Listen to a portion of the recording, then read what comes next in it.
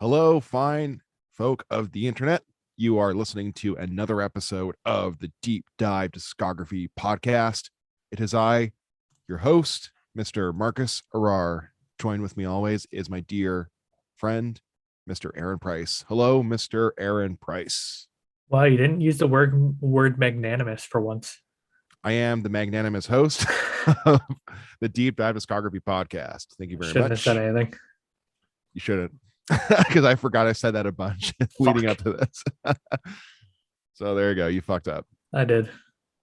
Today's topic of discussion is deathcore band extraordinaire Lorna Shore from New Yeah. Jersey.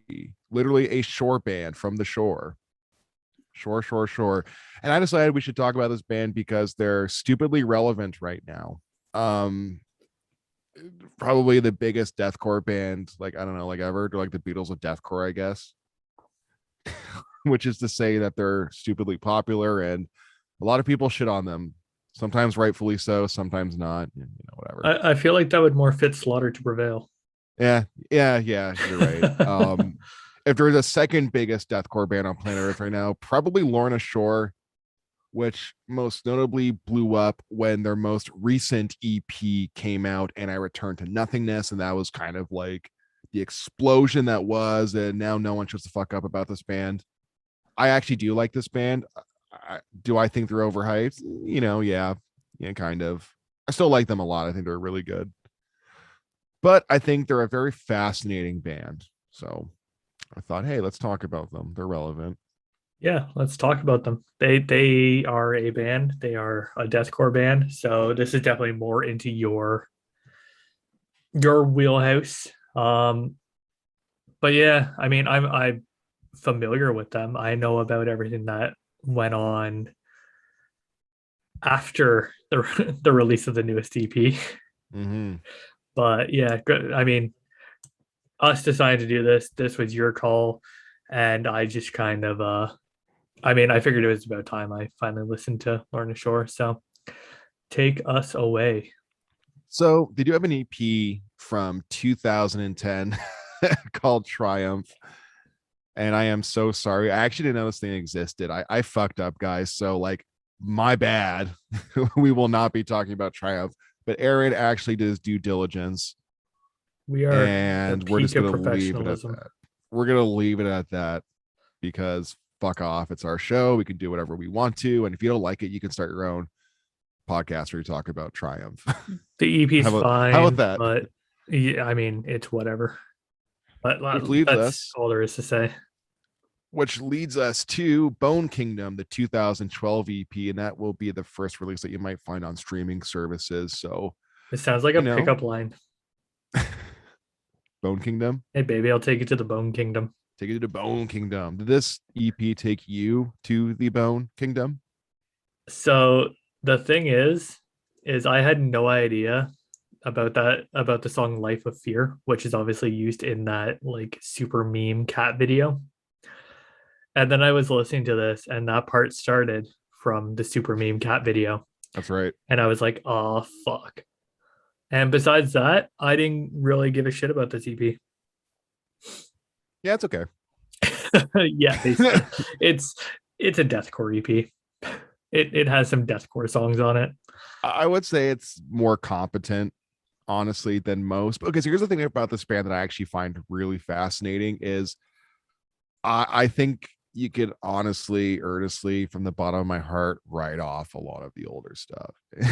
And I think the interesting part is like Immortal onwards, as far as like music goes. And I think some stuff to say about Immortal and onwards, but yeah, man, for real though, I fucked up by pitching this episode because I'm gonna be very real with you. It turns out it wasn't nearly as interesting as I thought it was. Like Bone Kingdom is really good though. It's like it's pretty techy, standard like deathcore. Um, I don't know, it's fine. Yeah, it just didn't have a whole lot to hook me in. I didn't find. You see, that's the thing about early Lorna Shore. They didn't really capture anyone's imagination. I don't think. I think that's why actually, their first couple releases kind of fell off, and then Immortal kind of got them a lot more hype. Yeah, but I mean, Immortal came out in 2020. The fact that it took them 10 years to finally hit that point. I'm not saying it's bad. There are bands that take longer and there are bands that don't take that long. But I mean, Flesh Coffin, I knew before. Oh, you're aware of it when it came out? Yeah. So like I know people talked about Flesh Coffin. I think that was probably the start of them starting to get credibility with deathcore fans. Yeah, I think so too. Um, if I recall correctly, but I probably don't. I think I remember seeing a lot of people like repping the Flesh Coffin merch when I The went to little logo. see, Yeah, yeah, the little coffin logo with the LS in it. pretty When I went good. to see some other deathcore bands.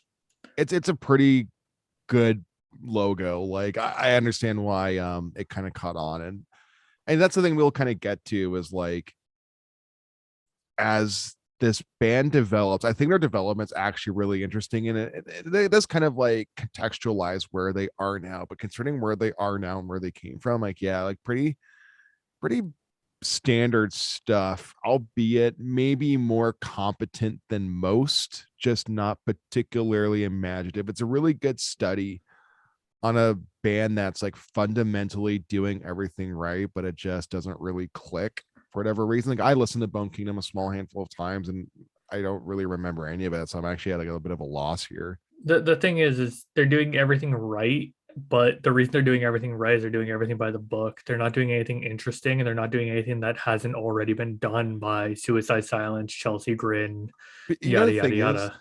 the thing is, it probably wouldn't have mattered if the songwriting was just catchier. And it's not. It's just riff salad style, right? And like it's good riff salad. Like they're really like well performed, tight ass riffs. But do you remember any of the sections? Because I remember sections from their future releases. I remember the meme section. Yeah, you remember the meme tune. I mean, yeah, That's fair it. enough. That's Yeah, it. That's fair, yeah. fair. That's about it.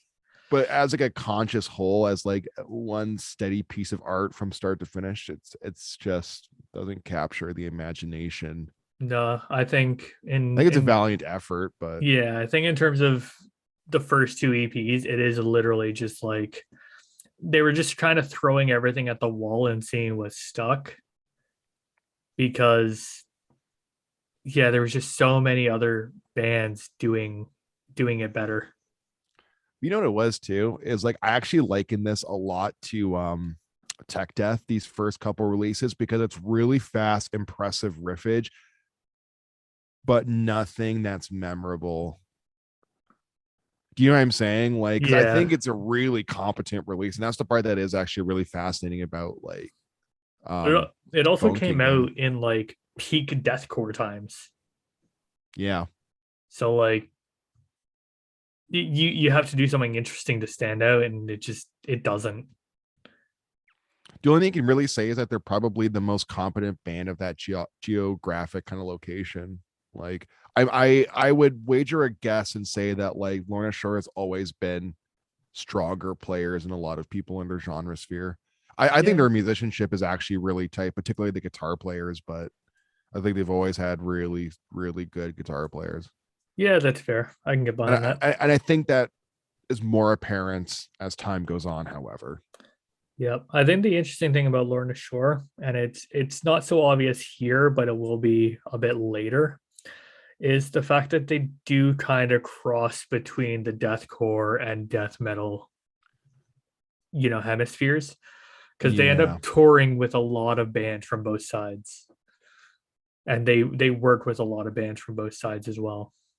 And that's kind of why I wanted to do this episode, was because they blew up in such a way that a lot of bands in their genre don't really cross over too much, right? And obviously, like the most recent EP is just so fucking hype. We had to contextualize what came before it. But everything we're saying right now, I would honestly throw onto the second EP, or sorry, the third one rather, Malicifium, in the sense that like it's just whatever, it exists, it happened, and I don't really remember it, honestly.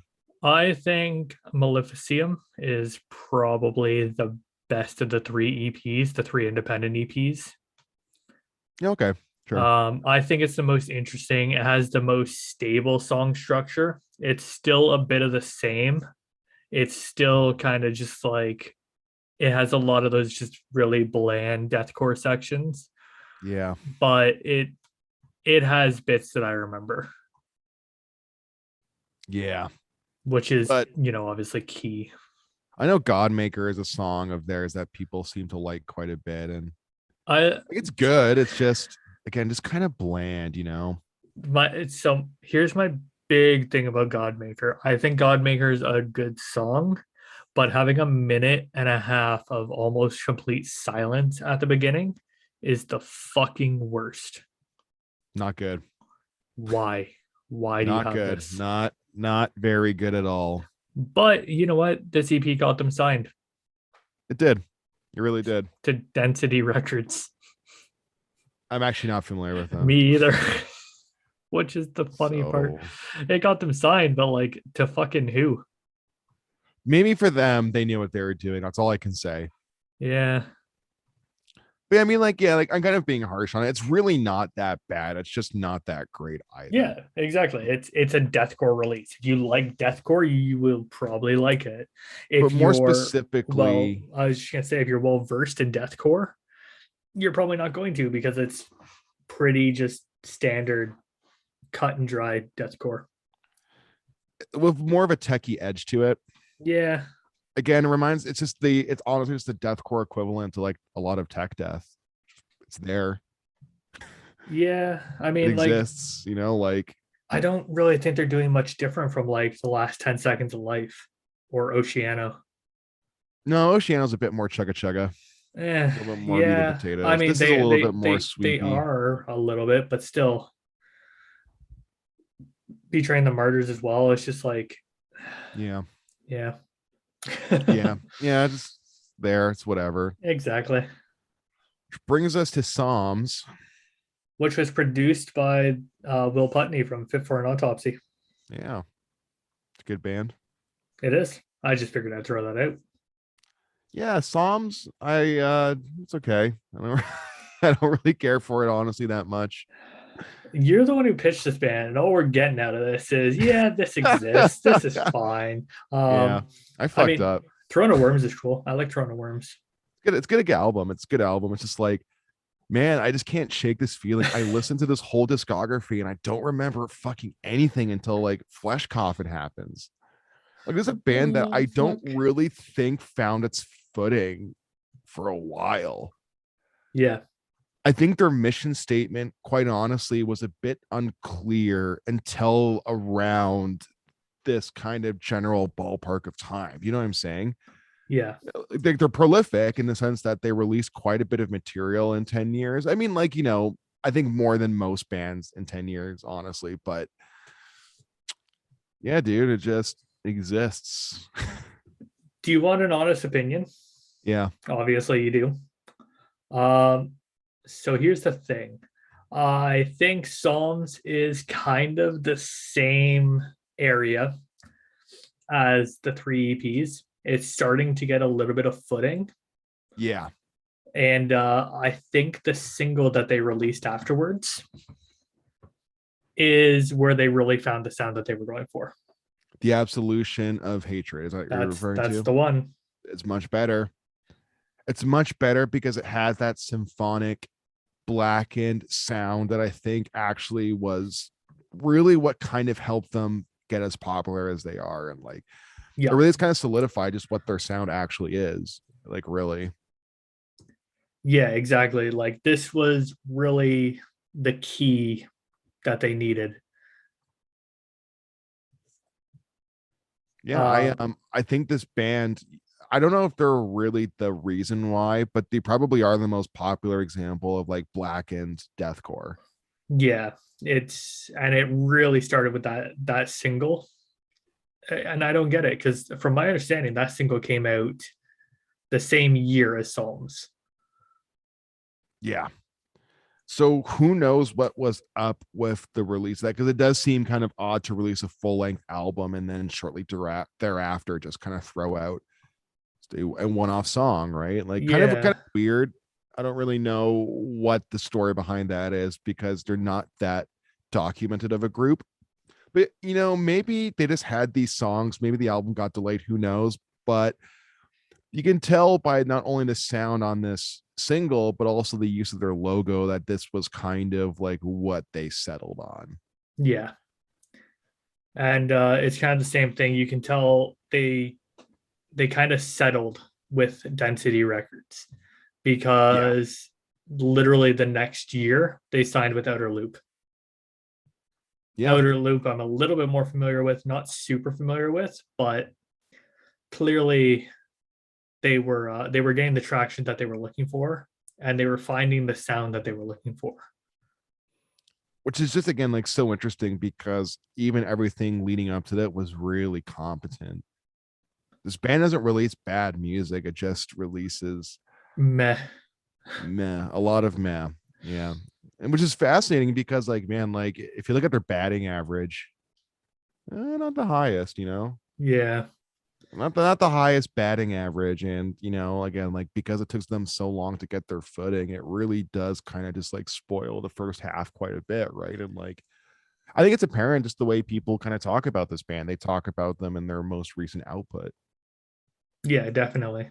And like, how could you not? Their most recent output is just so much more interesting. And whereas this stuff, it just there's good ideas in every single thing they do. It just falters. And Yep. But the single very clearly did its job, and Outer Loop very clearly did their job because with Flesh Coffin coming out, they made it onto the Heat Seekers Billboard yeah. chart at number 3, which is hella high for a deathcore group. Yeah, Lorna Shore really blew up with Flesh Coffin. And I would probably say with good enough reason because like it's a pretty good album, you know? Yeah, I mean, it takes that single and turns it into, what is this, 40 minutes? Yeah. So if you like the single, you'll probably like the album, but a lot of it's kind of the same thing. Yeah. It doesn't stray too far from a safe sound that they had found. I think the Um, issue I have with the songwriting, particularly on Flesh Coffin, is as a songwriter, right? I think your goal is to obviously create hooks and distinctions between your compositions, right? I don't think it's bad or poor craft to reuse certain elements again and again as long as they work and as long as you're kind of morphing them as they go along. Like, we just talked about Ghost, right? Ghost is a good example of a band where they really just kind of rely on the same small handful of songwriting, you know, techniques and arrangement techniques, but they recycle those elements in a way where every time they do it, it's pretty distinct. yeah, yeah, they They do it Lorna Shore has forwards, a problem with backwards. yeah, Lorna Shore has a problem with this. Um, all of their songs have a very, very similar vibe. And I think Flesh Coffin really suffers from this, honestly. Like it's really well done and incredibly competent, but like I couldn't tell you the difference between any of these songs. Like literally just blindfold me, put on one of them, and it'll sound like it's from this recording session for sure.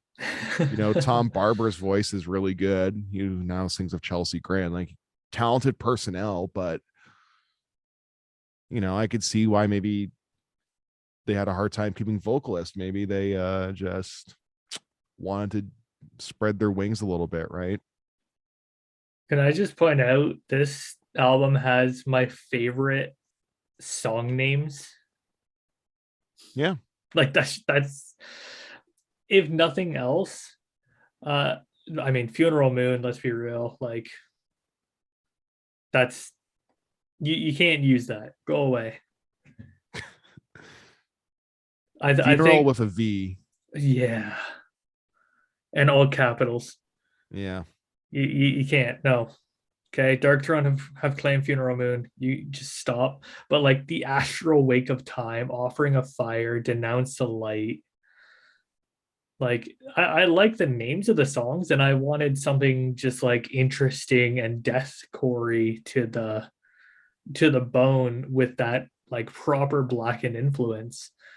But it all just they literally did that and then just was like, how do we make this last 40 minutes? Yeah, because no song has a strong enough hook, Yeah. and that's why this band to me is fascinating, because it took them so long to figure this part out. That's the thing, that right, like that's why I think Immortal is infinitely better than anything on Flesh Coffin, is because like there is no hooks on this album. It lacks that. It's like a string of consciousness for 40 minutes, albeit a competent one. Like every other release they've put out, the guitar playing is crazy good, the vocals are awesome, the drumming is really precise. It's all there theoretically, Yeah. but it just fucking falters, man. Really just Yeah. an uninteresting bloated mess. And like, a lot of people do say praise this album. I've noticed online, like what I've seen is that when people talk about Immortal and I Return to Nothingness, people say, yeah, but I prefer Flesh Coffin, and I can't fathom why. Honestly, I think it's honestly just like like this is like a simpler version of everything that happens on Immortal. Like Immortal is way more power metal influenced. Honestly, this is just straight up like deathcore with those black end and symphonic elements. Yeah, it's literally deathcore with like the Watra's like heavy tremolo picking. Yeah, and some like black metal Yeah. influenced melodies, like in Yeah, the tremolo exactly. picking, which wouldn't be an issue if the hooks were strong. There's just none. Like that's actually So like that's actually why I generally like deathcore, honestly, is because I feel like it takes heavy music, boils it down to its essential elements, and it tries to create hooks, right? Like that is my interpretation of this genre, and I just don't get that here. This is like riff salad with breakdowns thrown in, to like break the monotony, but it doesn't help. Doesn't help when there is no like core mission statement, really. so Like, what's on the compositional point? I don't think there is much of one. The No, compositional point is they found a key and they jammed that key into every fucking lock. yeah, So on the note of Funeral Moon and going into Immortal, King of Deception, can we stop using fucking V's where they're not supposed to be used? please. I'm so sick of it. It's been a thing for a while. I know I think it's almost like a meme at this point. it is, and So I hate it. yeah, yeah. Immortal's actually a really good album. I actually really like this album quite a bit. Um, I'll be honest, Yeah, I'm still indifferent to it. yeah, fair enough. Like, Like, here's what. Yeah, so here's the thing: it does follow a lot of the same tropes as Flesh Coffin. It's a bit more honed. It's not purely one tone the whole way through. It does fluctuate a little bit between like this song is more deathcore, this song is more blackened influence, but it's I just don't find it overly interesting.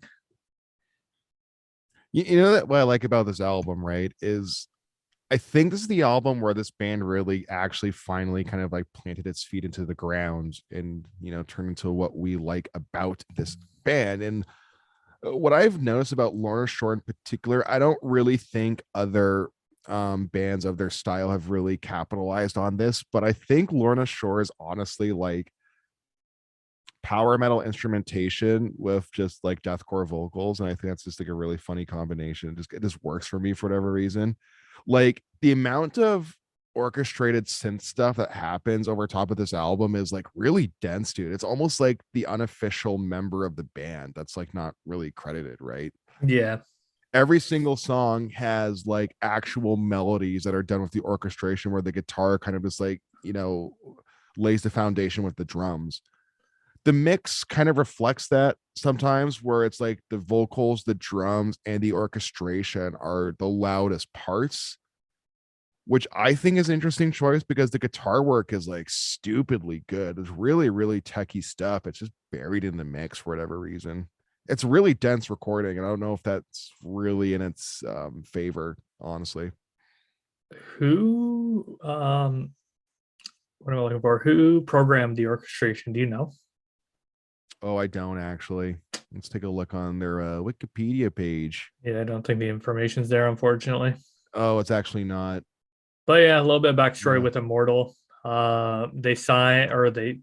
They grabbed the well, they did sign. They signed with Century Media. Yeah. So that part wasn't too wrong. They lost their vocalist and decided to grab CJ McCreary from Science of the Swarm.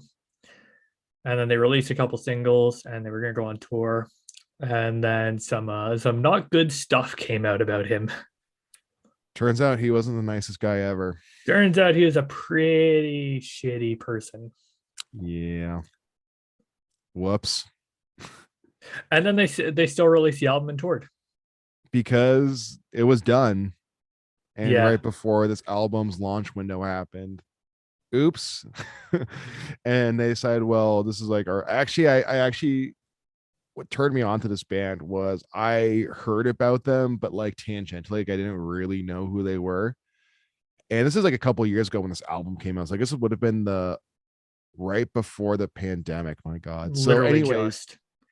what ended up happening was I listened to like a podcast where the guitar player was like, yeah, man, this was like, my my piece de resistance, the greatest work I ever did. And then we didn't know what to do with the album once, we got rid of CJ. And I was like, ooh, that's a really fascinating underdog story. Yeah. So then I went to go listen to it. And I was like, okay, this is interesting. There's something in this album, and then it kind of grew over time for me. I honestly didn't really like it when it first kind of came out. I didn't really get it. And I just kind of went back to it because I was like, okay, there's something to this, why people are like going bananas over this thing. And I don't really think it's the vocals, honestly. I just think it's like really interesting instrumentation and really just like shreddy nonsense. Like a lot of shred on this album, like really, really crazy good guitar solos. A little self-indulgent though, It honestly. is a little bit. But yeah, I mean, as a whole, I think it's a bit more competent, it has a lot more understanding of what it wants to be. Yeah. But I this still isn't peak to me. I wonder if they kind of altered some of it, bringing in CJ, because like I wonder if maybe it would have been more of a blackened release if they hadn't run CJ, being with him being Yeah. a obviously like solidified deathcore vocalist. Maybe. It's hard to say. It All is. It is. speculation from So it here. is. It is interesting. But I think it is like just so much more interesting than like Flesh Coffin. And as far as like my kind of peripherals with this band, I much prefer like Immortal over pretty much everything else they've ever done. Well, not so much in a Return to Nothingness, but I just mean like leading up to this, I think Immortal is just infinitely better. Like I don't really honestly acknowledge like the first all the releases of this band. And I think that's really interesting to me because like there's very few bands that I would consider myself a fan of that I just skip over like such a substantial part of their discography. Like how many releases does this band have? Like 8 or 9 almost. Yeah, And I only 7. care about 2. You know what I mean? Like I think Yeah, that's fascinating. that's rough. I don't have that relationship of any other band. It's so strange, but Yeah, yeah, man. I do think it's interesting how quickly they just got over CJ and found a replacement. Didn't take long. No, it was just before Christmas of 2019 that everything kind of came out. Yeah. They canceled a tour in Asia, and they were going to delay the album apparently. Then they were like, "Nah, we'll still release the album on at the end of January." So only a month later, and then grabbed Will Ramos and just went on tour in Europe. And then the pandemic happened, and they were like, "Oh fuck, we gotta get home." Oops. Yeah, I really feel for all the bands that were like in foreign countries, especially like American and Canadian bands that were in Europe and vice versa. When all of a sudden it's like, you need to get on a flight tomorrow, or there's a good chance they might not let you back into the country. Yeah, that's fucking rough, dude. Yeah, I saw a lot of bands dealing with that. Beyond Creation being one of them. Yep. They Yep. were they were in the UK when that happened. They sure were. Good times. And Good yeah, times. alas, here we are. Yeah, they used the pandemic to their to its fullest extent with not being able to really go out and do things, and decided to write And I Return to Nothingness. Which is probably their peak. I don't think it's a controversial take. This is the perfect blend of blackened influence deathcore. Yeah. This is the kind of stuff that I like, where, I mean, it's only 3 songs. They are all A bit roughly, longer. yeah, they're all about 6 minutes long. But yeah, I mean, this, like you said, this is peak. They take the best examples from both sides, from both genres, and blend them together very well. No song feels like you know quite what's going to happen. And I do like that the song titles sound like they're leading into each other. Yeah. To Yeah. the Hellfire, of the Abyss, and I Return to Nothingness. It feels like 3 chapters. Really cohesive work of art. And that's actually why I think this EP was so influential. Or not really influential. It's really hard to tell, quite honestly, how far their influence is going to go. Kind of goes without saying. But like, I mean, hey, man, it's clear as day that this is what people wanted from this band. And, I think Will was an excellent, candidate to help this band move forward. And it's so amazing, like how much this band grew with this EP. Like this was like really their breakout moment. And I think with good reason, it's just so much stronger than everything else. Is it safe to say you actually like this EP? Yeah, I like this one. Yeah, I mean that's what I mean, right? Like it won you over, and I think that's maybe like an interesting story. Is I think a lot of people who would otherwise not give a rat's ass about like everything before it will look at this one and be like, yeah, this is like pretty good. Yeah. And I think there is like honestly a bit of like the the viral cheesiness factor that I'm like not always jazzed about, where it's like to the Hellfire, that breakdown where he does the snarl, and every YouTube react channel was like, whoa, Snarl. It's like, I yeah, can't believe yeah, I can't I believe I've ever heard this before. Yeah, it's a little much.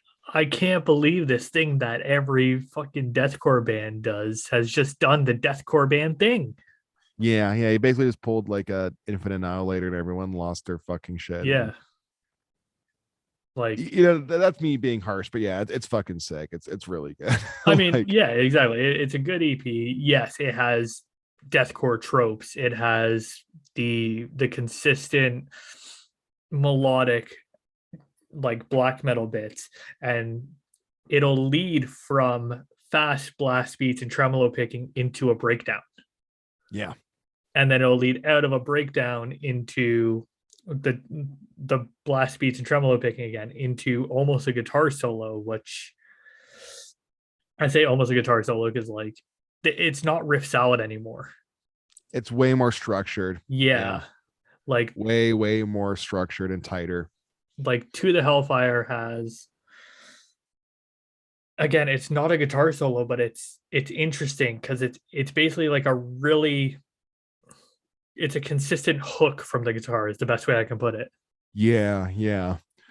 I think the guitar work that's on here is really just awesome stuff, man. Like so tight, the guitar. So I think there's only really 2 guitar solos if I'm remembering correctly. It's on Of the Abyss, if I'm not mistaken. Or is it And I Return to Nothingness? Now I'm getting confused because I'm old. Regardless, there is a guitar solo on this album and it's fucking amazing. And yeah, man. What I was kind of saying about Immortal, like the power metal influence, I think this one really takes it to like the extreme. Like you could literally, like, I think it'd be really funny to hear like an actual like clean vocalist on top of these tracks. I think it would just change the genre entirely. Yeah. Like, I don't know if you've ever have you ever watched Will's YouTube channel? No, I haven't actually. So he does a lot of like one take covers, but Hmm. he does every like Spirit Box, but he also does Sleep Token, Right. and it's insane the vocal range this guy has. Really? One, I'm impressed that he didn't try to take advantage of that on this album, because I think if he tried to throw in a lot of cleans, it would have absolutely killed it.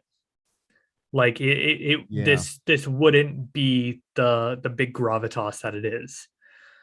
I think a lot of people would have just fallen out of love with this EP instantly if he just started belting out singing. But he can sing, and I think it would be hilarious to hear him sing these songs as opposed to scream them. I can imagine a future where this band turns into that. I They mean, it will. wouldn't surprise me. Like, I think if you have a vocalist who can do really good cleans, like, I think their next album will absolutely have cleans. and I think I'm willing to put my money on it right now. that's a pretty safe bet. And quite honestly, like, where could they really go from here? Yep. Right? They got to go Uh, somewhere, but you know, yeah, and I think the only way that their next release isn't going to have cleans is if they just continue to release EPs. yeah, I could see Because them yeah, doing that. just releasing EPs. Yeah, the Eh, reason I could honestly is just because like they are very savvy with like internet kind of culture, yeah, and I think releasing this stuff as singles honestly kind of seems like a pretty safe bet. Like it's really not hard to imagine a world where like a band like Lorna Shore only does singles for the rest of their career, and it'd probably serve them really well actually. if they were to do this a 3-4 song EP every year, Yeah. as opposed to an 8 to 10 song album every 2 years, I think they would blow up far bigger than they are, and I think that they will be headlining big tours before too long. They would essentially be another Bring Me the Horizon. Yeah, and then Take that hopefully at face they just value. don't go complete ass, but that's a different story. That's a different story. Maybe we can talk about them another time, but for the Yeah, time being, we're not going to talk about Bring Me the Horizon. So, yeah. Lorna Shore. Well, I mean, so this isn't something I normally ask as a whole, Yeah. because usually it's pretty obvious, but it's less so obvious with this one. If you were to have to rank the whole discography as just one cohesive thing, 1 to 10, what are you ranking this discography? Pretty low. Honestly, like a 4. Yeah. Straight up, dude. And it's like this I like this band. Like just so everyone's clear about this, I just really like Immortal and I Return to Nothingness. I Yeah. think yeah, dude, I really do think everything before it is really passable. And that's kind of the kicker is you have to go into it knowing like that's what Oh this yeah. is. And Like, that's why so many people just talk about Immortal. And I get, and like I do like Flesh Coffin, and the other single, I lost the name of it. Blah blah blah. The Absolution of Hatred. Like yeah.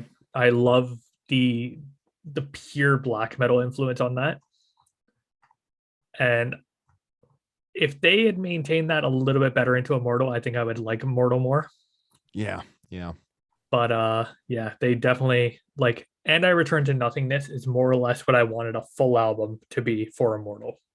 It You it, know it what? does really hit that sweet spot for me.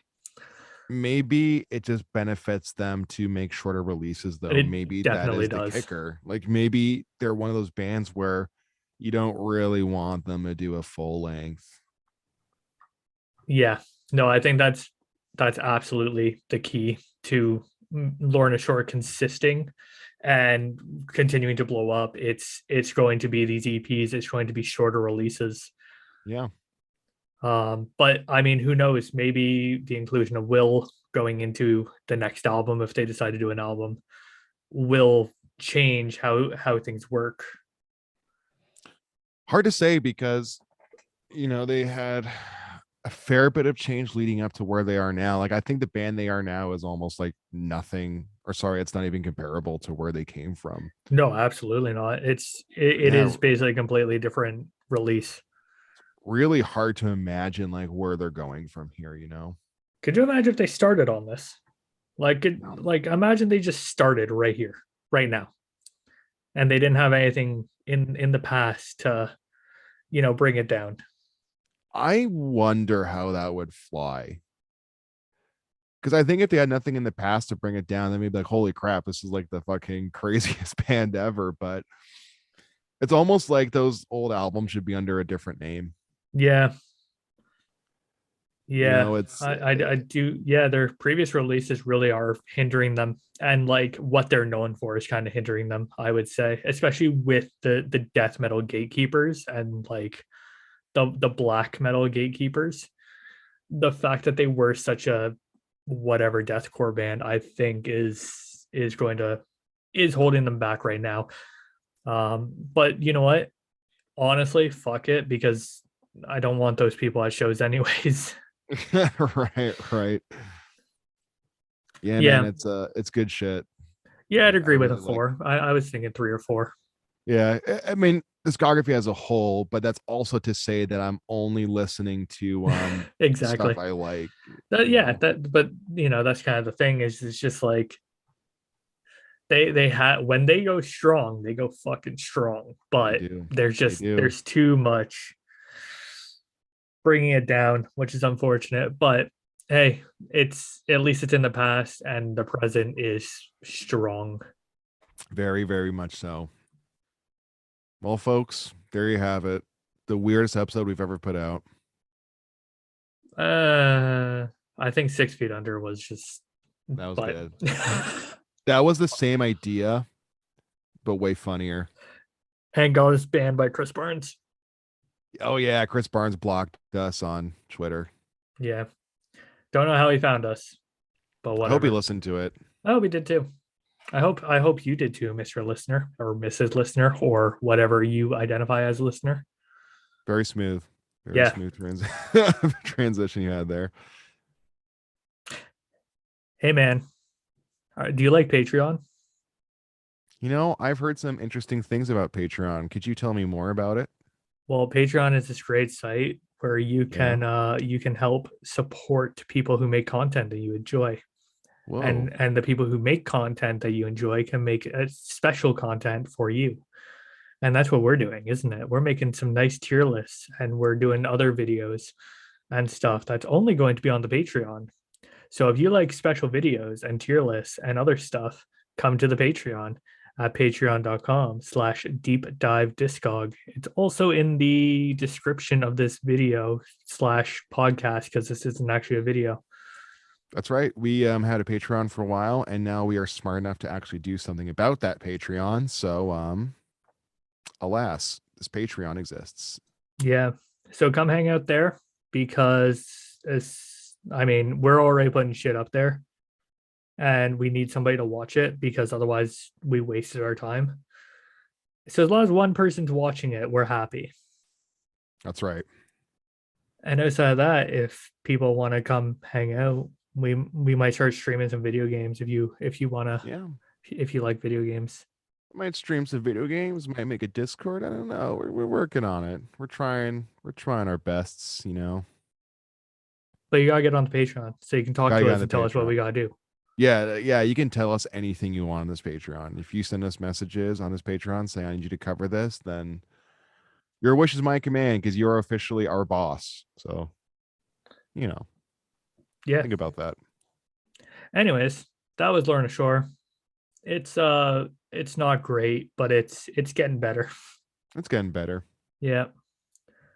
All right, Marcus. I'm just gonna end the call now. Please do. Okay.